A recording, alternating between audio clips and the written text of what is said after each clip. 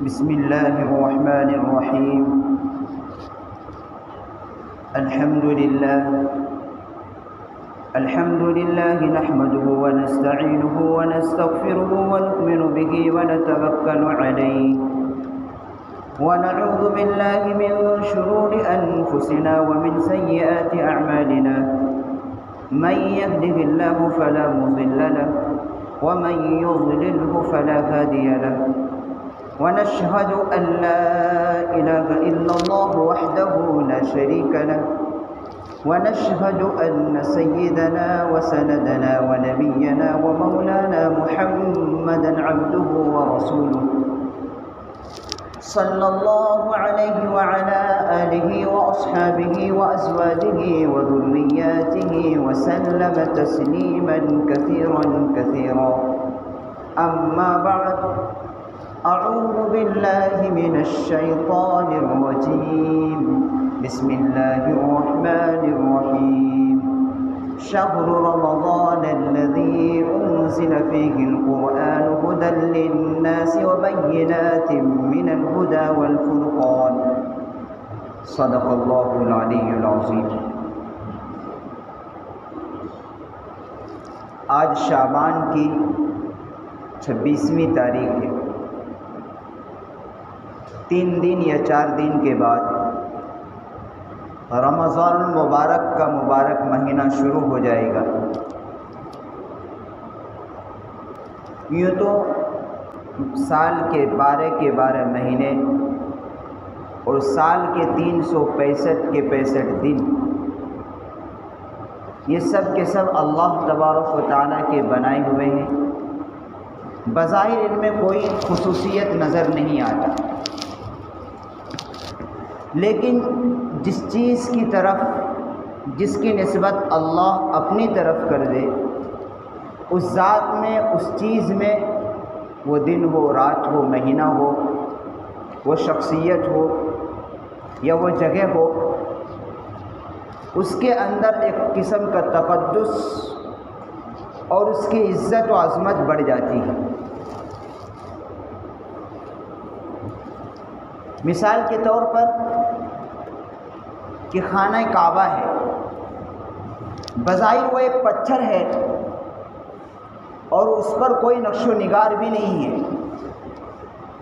حالانکہ دنیا کے اندر اس سے خوبصورت عمارتیں ہیں جس پر بہترین سے بہترین پینٹنگ، اس پر نقش و نگار اور کلر کیے گئے، بظاہر دیکھنے میں خوبصورت ہے، لیکن اللہ تبارک و تعالیٰ نے اس گھر کی نسبت چونکہ اپنی طرف فرمائی ہے کہ بیت اللہ ہے، یہ اللہ کا گھر ہے. اب دنیا سے لوگ دوسری خوبصورت عمارتوں کو چھوڑ کر اس گھر کو دیکھنے کے لیے پوری دنیا سے لوگ جاتے ہیں، اور اس گھر کی جو کشش ہے مسلمانوں کے دلوں کے اندر، اس کے سامنے دنیا کی خوبصورت سے خوبصورت عمارتیں کوئی حیثیت نہیں رکھتی. اسی طرح بظاہر ہر مہینے دیکھنے میں یکساں ہیں کہ جس طریقے سے غیر رمضان میں سورج وقت پر نکلتا ہے، وقت پر غروب ہو جاتا ہے، اسی طریقے سے رمضان المبارک کے مہینے میں بھی سورج وقت پر نکلتا ہے، وقت پر جا کر غروب ہو جاتا ہے، لیکن بظاہر کوئی فرق نظر نہیں آتا. لیکن چونکہ رمضان المبارک کے بارے میں روایت کے اندر آتا ہے کہ اس مہینے کی نسبت اللہ نے اپنی طرف فرمائی ہے، جس کی وجہ سے اس مہینے کو دوسرے مہینوں پر فضیلت حاصل. چنانچہ رمضان المبارک کے متعلق اللہ کے نبی صلی اللہ علیہ وسلم نے شعبان کے آخری تاریخ میں، یعنی رمضان آنے سے 1 دن قبل، صحابہ کرام رضوان اللہ علیہم اجمعین کو واعظ فرمایا، نصیحت فرمائی کہ تم پر ایک بہت ہی مبارک، ایک بہت ہی بڑا مہینہ آنے والا ہے. اس مہینے کی خصوصیت کیا ہے کہ وہ برکتوں والا مہینہ ہے. برکت بارش کی طرح برستی رہتی ہے، اور اللہ رب العزت اپنے بندوں کی طرف خاص طور سے متوجہ ہوتی ہے۔ اللہ کے نبی نے فرمایا کہ وہ مہینہ صبر کا مہینہ ہے، غمخواری کا مہینہ ہے۔ اللہ تبارک و تعالیٰ اس مہینے میں اپنے بندوں کے گناہوں کو معاف کرتا ہے۔ رمضان المبارک کے آنے سے پہلے اللہ کے نبی صلی اللہ علیہ وسلم نے صحابہ کرام کو وعظ اور نصیحت فرمائی، اور جن میں وہ بڑی لمبی حدیث ہے، فضائل اعمال میں بھی اس حدیث کو ذکر کیا گیا ہے۔ فرمایا کہ صبر کا مہینہ ہے،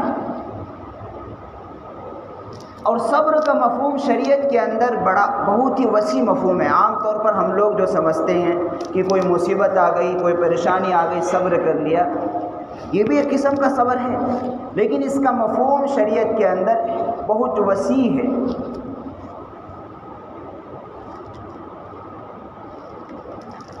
کہ روزے کے اندر کہ جس طریقے سے انسان چند گھنٹوں کے لیے کھانے سے، پینے سے، بیوی سے، صحبت سے دور رہتا ہے، حالانکہ کھانا اس کے لیے حلال تھا، کھانا تو حلال ہے نا، حرام تو نہیں ہے، لیکن ایک روزہ دار صرف اللہ کی محبت میں، اللہ کے ڈر کی وجہ سے، بھوک کا تقاضا ہے، یہ پیاس کی شدت پیاس ہے، پیاس زور کی لگی ہوئی ہے، اور پانی بھی فریج میں موجود ہے، ٹھنڈا پانی، لیکن وہ نہیں پیتا۔ ایک روزہ دار نہیں پیتا، کیوں؟ اس لیے کہ اس کے دلوں کے اندر اللہ کی محبت، اللہ کا عزم ہے۔ اب وہ اس خواہش کو وہ دباتا ہے، کنٹرول کرتا ہے، اس کو کہتے ہیں صبر۔ یہ اپنی خواہش کو دبا کر اللہ کے حکموں کو ادا کرنا۔ یہ زبان جھوٹ بولنے کی عادی ہے، گالی دیتا ہے، جھوٹ بولتا ہے، لیکن اللہ کے ڈر کی وجہ سے، اللہ کی محبت کی وجہ سے وہ زبان پر کنٹرول کرتا ہے۔ یہ صبر ہے۔ یہ آنکھ غلط محرم پر دوڑا رہی ہے، اب وہ اللہ کے ڈر کی وجہ سے، اللہ کی محبت کی وجہ سے اس کو روک لیتا، اپنی نگاہ کو نیچی کر لیتا ہے، اس کا نام صبر ہے۔ یعنی اپنی خواہشات کو دبا کر اللہ کے حکموں کو ادا کرنا، اس کو صبر کہتے ہیں۔ اور یہ ایک روزہ دار رمضان مبارک میں بخوبی اس کو ادا کرتا ہے۔ لیکن بہت سے روزہ دار وہ بھی ہیں کہ جو صبح صادق سے لے کر غروب آفتاب تک کھانے پینے سے تو رک جاتے ہیں، لیکن وہ اپنی نگاہوں کی اور اپنی زبان کی حفاظت نہیں کرتے، تو ان کے نامہ اعمال میں صرف کیا ہوتا ہے؟ بھوکا رہنا میسر ہوتا ہے، ثواب بالکل ضائع کر دیتے ہیں۔ اس لیے کہ اس مہینے کا صبر کا مطلب یہ ہوتا ہے کہ انسان اپنی ناجائز خواہشات کو دبا کر اللہ کے حکموں پر عمل کرے۔ اور قرآن کریم، بلکہ اللہ تبارک و تعالی جنت کے اندر جو بدلہ ملے گا وہ صبر کی وجہ سے ملے گا۔ قرآن کریم میں بڑی اس کی تائید آئی ہے۔ ایک جگہ ارشاد ہے، یا ایھا الذین آمنوا استعینوا بالصبر والصلاۃ ان اللہ مع الصابرین، کہ اللہ تبارک و تعالی صبر کرنے والوں کے ساتھ۔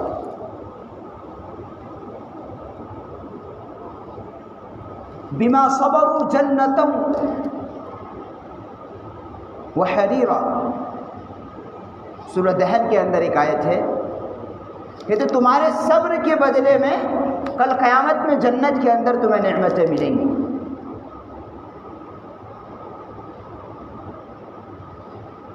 جو انسان دنیا کے اندر اپنی خواہشات کو کنٹرول کر کے، ناجائز خواہشات، اور اللہ کے حکموں کو ادا کرتا ہے وہ صابر ہے، اور صبر کرنے والے کا ٹھکانہ جنت ہے۔ تو اللہ کے نبی نے فرمایا کہ یہ مہینہ جو آنے والا ہے یہ صبر کا مہینہ ہے، اور اللہ کے نبی نے فرمایا کہ یہ مہینہ غمخواری کا مہینہ ہے، ایک دوسرے کے ساتھ ہمدردی کا مہینہ۔ یوں تو پورا سال کرنا چاہیے، لیکن اس مہینے کے اندر اس عمل کو بڑھا دینا چاہیے کہ اپنے پڑوس میں، رشتہ دار میں اگر کوئی بیچارہ تنگ دست ہے تو اس کی مدد کرے، اپنی طاقت اور حیثیت کے مطابق اس کی مدد کرنی چاہیے۔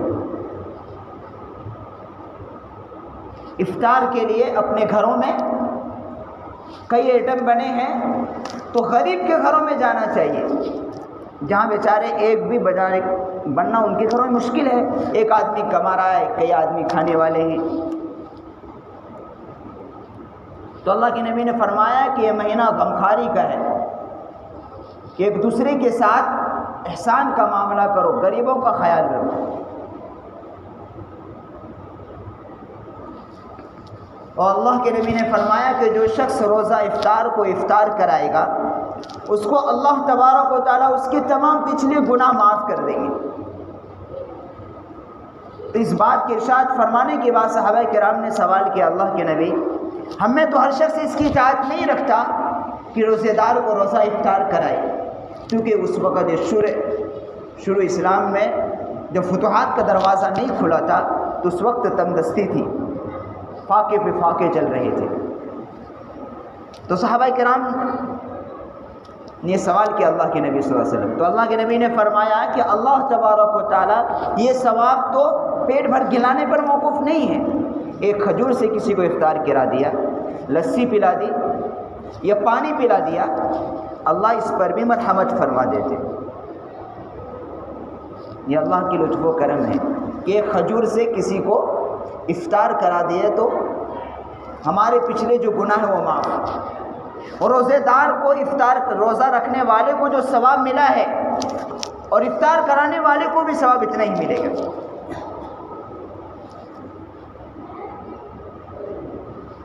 اور فرمایا یہ جو مہینہ ہے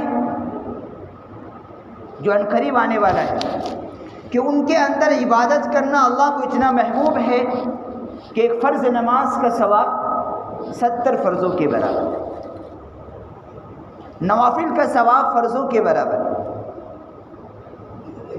یعنی جب ہم غیر رمضان میں مثال کے طور پر فجر کی 2 فرض نماز 1 رکعت پڑھیں گے تو 70 رکعت پڑھنے کا ثواب، رمضان میں 1 رکعت فرض نماز کی 1 رکعت پڑھنے کا ثواب 70 فرضوں کے برابر۔ 2 رکعت پڑھے تو 70 کو ڈبل کرو 140، اور 4 رکعت والی فرض نماز میں 140 کو ڈبل کرو 280۔ یہ کم ملیں گے، یہ رمضان المبارک میں ملیں گے۔ اور نوافل جو پڑھتے ہیں، چونکہ نوافل فرض جو نماز ہوتی ہے یہ نوافل سے اس کا درجہ بڑا ہے، ثواب بھی فرض نماز کا زیادہ ہے، تو رمضان المبارک میں نوافل کا ثواب فرضوں کے برابر ہو جاتا ہے، اور ایک فرض کا ثواب 70 فرضوں کے برابر، بلکہ 1 رکعت کا ثواب 70 فرضوں کے برابر ہے۔ اتنا بابرکت، اتنا مقدس، اتنی رحمتوں برکتوں والا مہینہ آنے والا ہے، تو اس کی تیاری ہمیں پہلے سے کرنی چاہیے۔ عام طور پر دیکھا جاتا ہے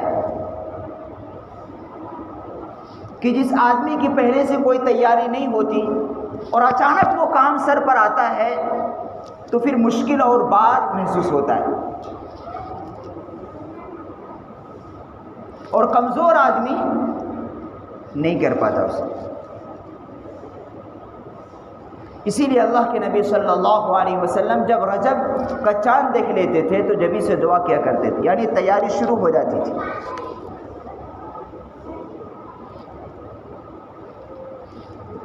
اور دعا مانگا کرتے تھے اللہم بارک لنا فی رجب و شعبان وبلغنا رمضان.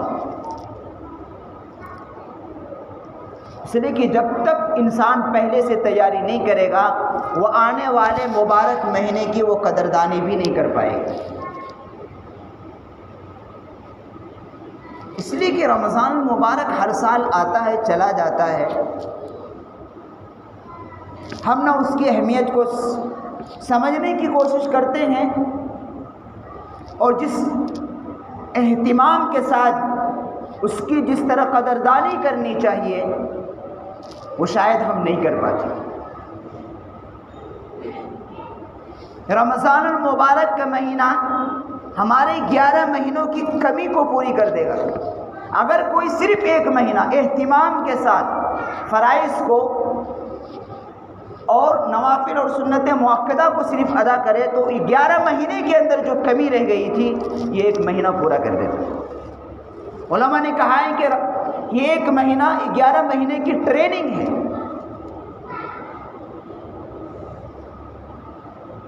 رمضان مبارک کا مہینہ یہ 11 مہینے کی ٹریننگ ہے کہ کس طریقے سے 11 مہینے ہمارے اللہ کے حکموں کے مطابق گزرے وہ رمضان المبارک کو اچھی طرح گزار لیں.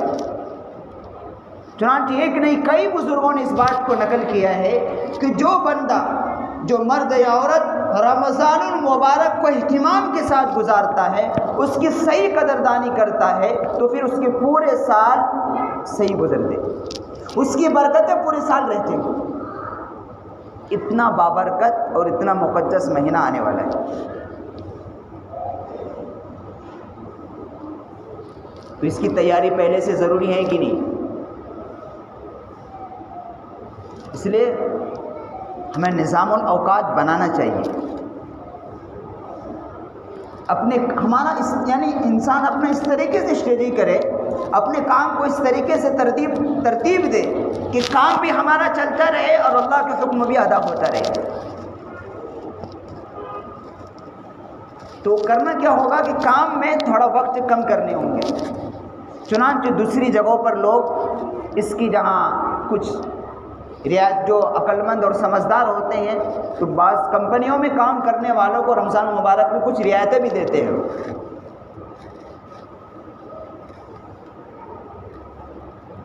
اس لیے کہ ہماری کیپیسٹی ہے کہ اگر مثال کے طور پر دھوپ ہو رہی ہے، زبردست دھوپ ہے، اب آدمی صبح سے شام تک اگر کھیتوں میں باغوں میں کام کرتا رہے گا تو وہ کہاں روزہ رکھ پائے گی؟ ہمت ہار جائے گی. اس لیے کہ ہماری جو ایک کیپیسٹی ہے، ایک طاقت ہے، اگر اس سے زیادہ اس کو بوجھ ڈالا جائے گا، اس پر اس سے زیادہ اگر بوجھ ڈالا جائے گا تو وہ کام کرنا بند کر دیتا ہے. یہ بات دنیا کا بھی دستور ہے. ایک مثال کو ایک بچہ ہے ابھی چند روز دنیا کے اندر آیا، اس کو اگر موٹی غذا کھلاؤ تو کھاتا ہے، پہلے اس کو ماں کا دودھ پلایا جاتا ہے تاکہ وہ ہضم ہو جائے. اب دھیرے دھیرے جب اس سے اس کے اندر صلاحیت پیدا ہو جاتی ہے، غذا میں تفاوت اور بدلتا رہتا ہے.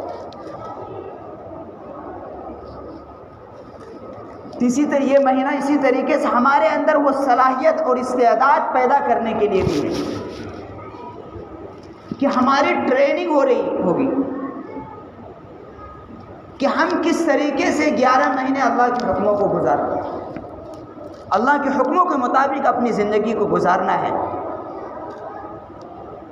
وہ رمضان مبارک کا مہینہ بہترین مہینہ ہے اس کے لیے. لیکن ہوتا کیا ہے ہمارے یہاں کہ اکثر لوگ نہ روزہ رکھتے ہیں نہ تراویح پڑھتے ہیں. شروع میں آئیں گے 2-4 دن پڑھتے ہیں، اس کے بعد پورا مہینہ ایسا صاف ہوتے ہیں، اللہ حفاظت فرمائے، پھر 26ویں میں نظر آتے ہیں. اتنا بابرکت مہینہ، اتنا مقدس مہینہ اگر اس طریقے سے ہم جس طرح 11 مہینے میں رہے، اگر اس مہینے میں بھی ہماری یہی حالت رہی تو ہم کیا کہتے ہیں، یوں کہیے کہ ہم اپنی جنت کو آگ لگا دے رہے ہیں. یہ جنت لوٹنے کا مہینہ آ رہا ہے، اپنی جنت کو سنوارنے کا مہینہ آ رہا ہے، خود اپنی ذات کو بنانے کا مہینہ آ رہا ہے. یہ رمضان المبارک کا مہینہ دنیا کمانے کا نہیں ہے۔ اللہ کے نبی صلی اللہ علیہ وسلم نے رمضان المبارک کی ترغیب دیتے ہوئے ایک اور دوسری حدیث میں صحابہ کرام کو بتایا، اس میں 60 باتوں کی ترغیب دی گئی۔ پہلی بات آپ نے ارشاد فرمایا کہ برکتوں و رحمتوں والا مہینہ آ رہا ہے۔ رمضان المبارک کا مہینہ برکتیں سمیٹنے کا مہینہ ہے، دنیا کمانے کا مہینہ نہیں۔ ہمارے مسائل حل ہوں گے تو برکتوں سے حل ہوں گے، پریشانیاں حل ہوں گے تو برکتوں سے حل ہوں گے، خوشحالی آئے گی تو برکتوں سے آئے گی، پیسوں سے نہیں آتی۔ پہلی بات ارشاد فرمائی کہ برکتوں والا مہینہ آنے والا ہے۔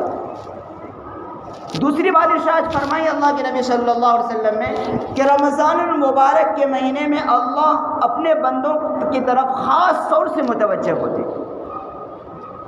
یہ تو اللہ کی رحمت پورے سال رہتی ہے، لیکن رمضان کا مہینہ ایک ایسا مہینہ ہے جس میں خاص رحمت برستی۔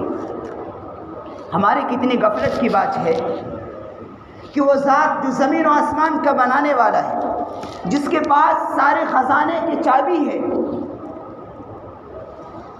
جو ان اللہ علی کل شیء قدیر ہے، وہ ذات اپنے بندوں کی طرف متوجہ ہو اور اس کے بندے دنیا کی طرف متوجہ ہو، تو کتنی بے غیرتی کی بات ہے۔ اللہ اپنے بندوں کو دنیا آخرت دونوں سنوارنے کے لیے تیار ہے، لیکن بندے اپنے دنیا اور آخرت دونوں برباد کرنے کے پیچھے پڑے۔ تیسری بات ارشاد فرمائی کہ اللہ تبارک و تعالیٰ اس مہینے میں اپنے بندوں کے گناہوں کو معاف کرے۔ ہم نے 11 مہینے گناہ کر کر کے اپنے نام اعمال کو بالکل سیاہ آلود کر دیا ہے۔ ہر انسان تھوڑی دیر، اللہ نے ایسا نظام بنایا اگر تھوڑی دیر وہ سر کو جھکائے اور اپنے اعمال کو ذرا غور کرے، سوچے، تو فوراً ان کے سامنے خاکہ آ جاتا ہے۔ میں نے کتنی نمازیں چھوڑی ہے، کتنے جھوٹ بولے ہیں، کتنا بدنگاہی کی ہے، کتنی گالیاں دی ہیں، کتنی غیبت کی ہے، ذرا اگر سوچے گا، دماغ پر ذرا زور ڈالے گا تو سامنے خاکہ آ جاتا ہے۔ اور 1-2 سال کا نہیں آتا، پوری زندگی کا آتا ہے۔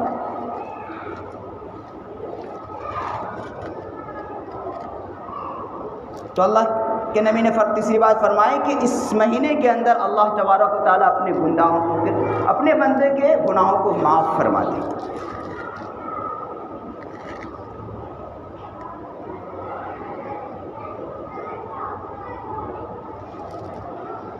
اللہ کے نبی صلی اللہ علیہ وسلم کی اس امت پر اتنا کرم ہے، اتنی کہ اللہ کے نبی صلی اللہ علیہ وسلم نے ہمیں دنیا اور آخرت کی کامیابی حاصل کرنے کے ہر ہنر سکھائے۔ کوئی چیز ایسی نہیں چھوڑی، دنیا کی بھی اور آخرت کی۔ یہ دین اسلام ہمیں دونوں کی کامیابی کی تعلیم دیتا ہے کہ دنیا میں بھی کامیاب زندگی کیسے گزارو گے، اس کے بھی ہنر سکھائے۔ سکون کی زندگی، عافیت کی زندگی، عزت کی زندگی، اس کے بھی ہنر سکھائے۔ اور جنت بھی کیسے ملے گی وہ بھی بتائے کہ جنت کل قیامت میں جنت ملے گی تو صبر کے بدلے میں ملے گی، اور صبر کی تفسیر میں نے شروع میں کر دی ہے کہ عام طور پر ہم لوگ جو سمجھتے ہیں مصیبت آگے صبر کر لینا، یہی نہیں ہے۔ ایک صبر کا مفہوم شریعت اسلام میں بہت وسیع مفہوم ہے۔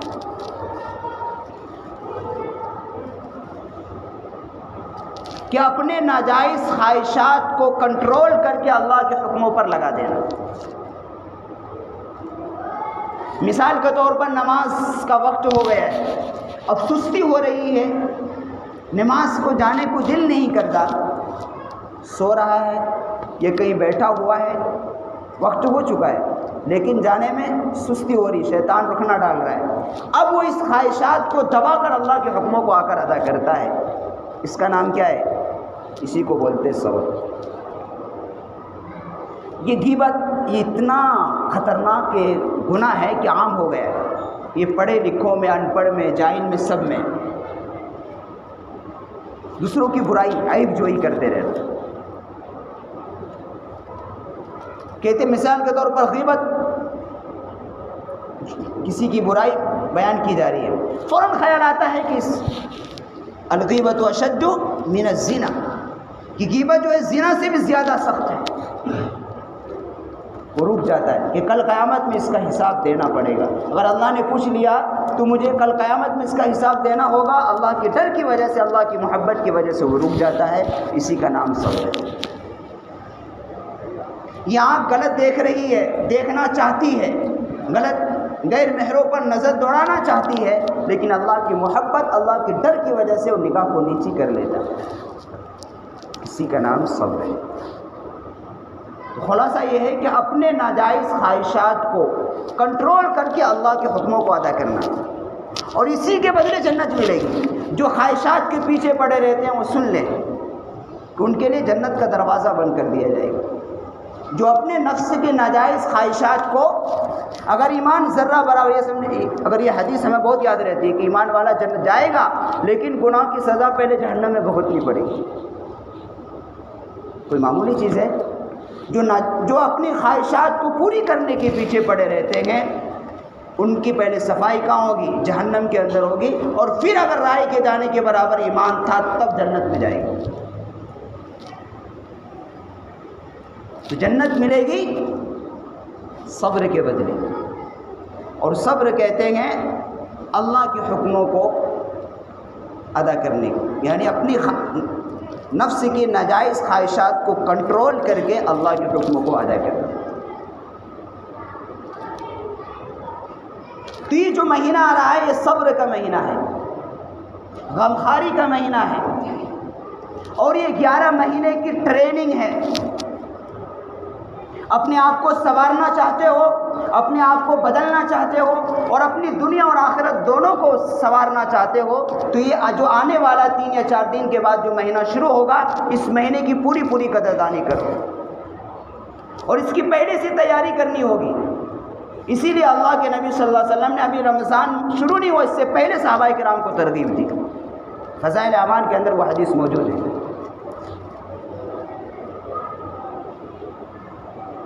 جب تک ہم پہلے سے اسٹریٹجی نہیں کریں گے، اس کے نظام الاوقات بنانا ہوگا ہمارے، کہ ہم قرآن کریم کی تلاوت کا وقت، تسبیحات کا وقت،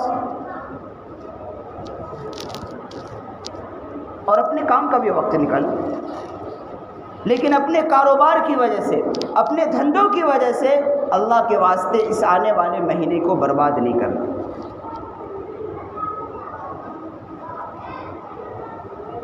پوری سال اگر خوشحالی چاہتے ہو، اور پوری سال اگر آسانی کے ساتھ، عزت کے ساتھ، عافیت کے ساتھ رہنا چاہتے ہو، تو یہ آنے والے مہینے کی پس قدردانی کرنا۔ یہ اتنا اہم ہے کہ 11 مہینے کی کمی کو پورا کر دیتا ہے۔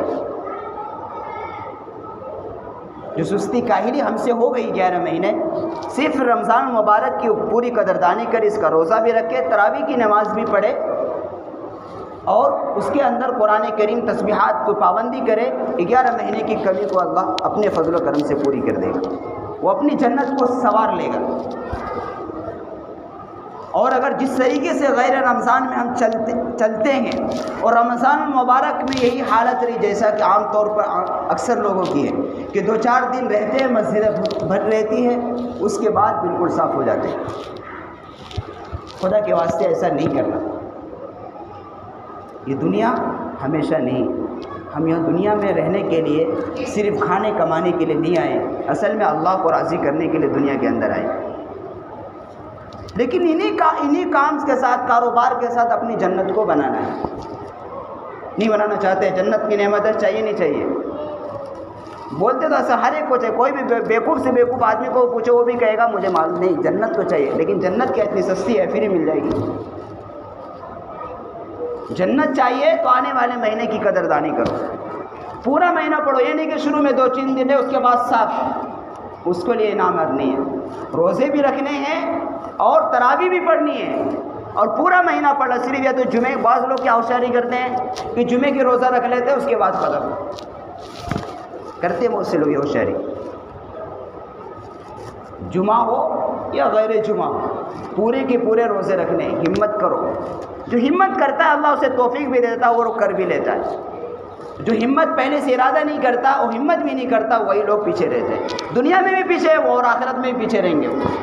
اور جنت میں بھی پہلے تو ان کے لیے جنت کا دروازہ بند ہوگا, سزا بھگتیں گے, اس کے بعد جائیں گے تو بھی نچلے درجے میں رہیں گے. اس لیے ہم نے جنت کو بھی سنوارنا ہے اور ہمیں دنیا بھی بہتر چاہیے. تو آنے والے مہینے کی قدردانی کرو اور پورا عزم و ارادہ کرو کہ پورے مہینے روزے بھی رکھیں گے اور تراویح بھی پڑھیں گے. پورا مہینہ پڑھنا ہے, کریں گے انشاءاللہ. ہم اور آپ جانتے ہیں